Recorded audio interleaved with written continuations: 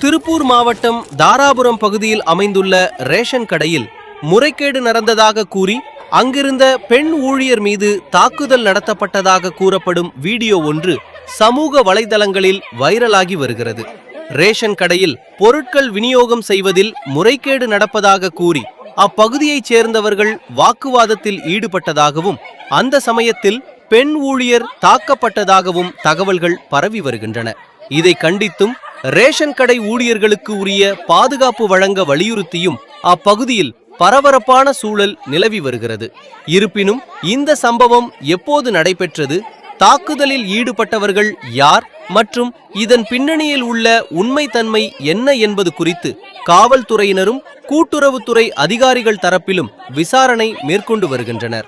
இணையத்தில் வைரலாகும் இந்த வீடியோ அப்பகுதியில் பெரும் அதிர்ச்சியை ஏற்படுத்தியுள்ளது.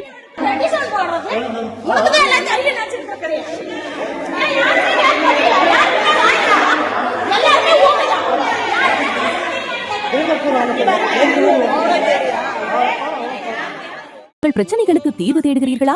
அருள்மிகு சாமுண்டீஸ்வரி அம்மன் அருள்வாக்கு. நம்பிக்கையுடன் வாருங்கள், நல்ல தீர்வை பெறுங்கள். மேலும் விவரங்களுக்கு தொடர்பு கொள்ளுங்கள் 9361831711 அல்லது 9498659990.